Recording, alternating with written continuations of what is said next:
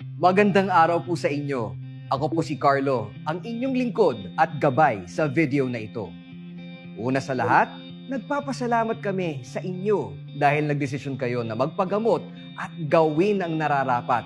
Hindi lamang para sa inyong sarili, kundi para sa inyong pamilya at para sa buong komunidad. Maraming salamat po.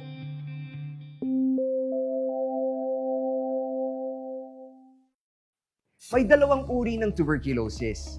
Una, ang drug-susceptible TB o DSTB. Ito yung karaniwang sakit na nakikita sa mga komunidad. Nalulunasan ito gamit ang mga gamot na kung tawagin ay first-line drugs. Ang treatment period ng DSTB ay karaniwang umaabot ng 6 na buwan, ngunit pwede ring umabot ng hanggang 12 buwan kung naapektuhan na ng sakit ang ibang organs o parte ng katawan. Mas problematic ang pangalawang uri ng TB, ang drug-resistant TB o DRTB. Drug-resistant dahil hindi ito tinatablan ng first-line drugs.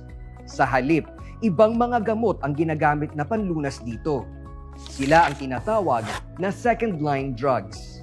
Mayroon na ring gamot gaya ng bedaquiline at delamanid na sadyang inibento upang labanan ang DRTB.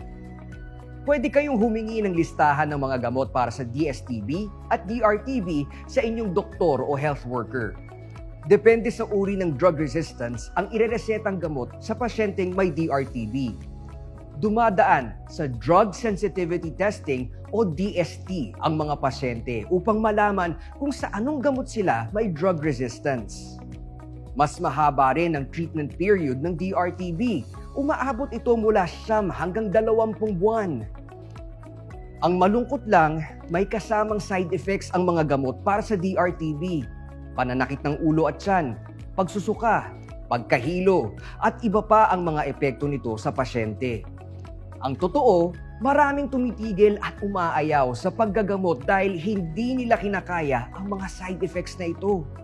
Alam namin na mahirap, na matinding pagtitiis ang kinakailangan, pero dapat ituloy ang paggagamot upang tuluyang maalis ang TB sa inyong katawan.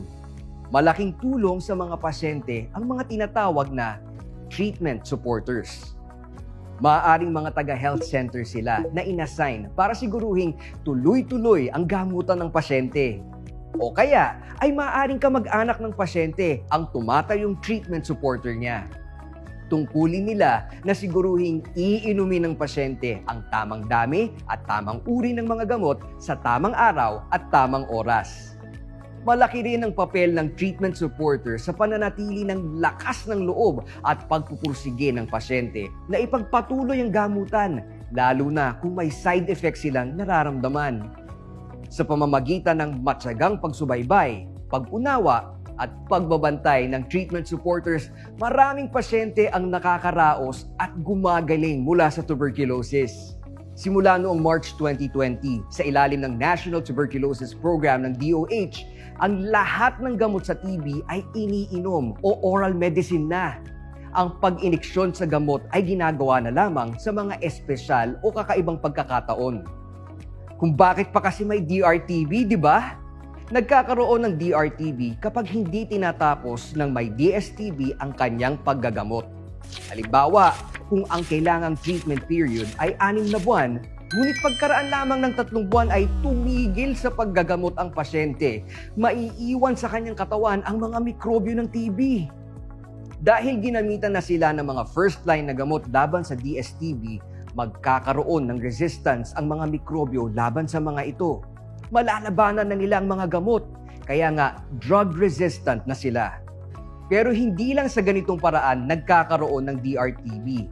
Kahit hindi pa nagkakaroon ng DSTB ang isang tao, maaari siyang mahawa ng DRTB mula sa isang tao na mayroon nito.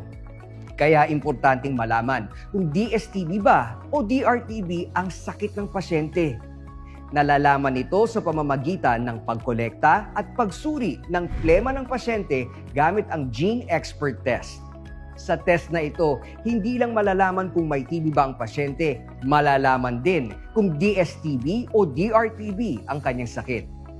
Huwag kayong mahihiyang magtanong sa aming staff kung may nais pa kayong malaman tungkol sa TB. Ang video na ito tungkol sa tuberculosis gamutan, karapatan ng pasyente, tungkulin ng treatment supporter at mga dapat gawin para maiwasan ang sakit na TB ay handog sa inyo ng United States Agency for International Development TB Platforms Project na ipinapatupad ng University Research Company bilang suporta sa Department of Health na mahanap at ipagamot ang ating mga kababayan may sakit na TB.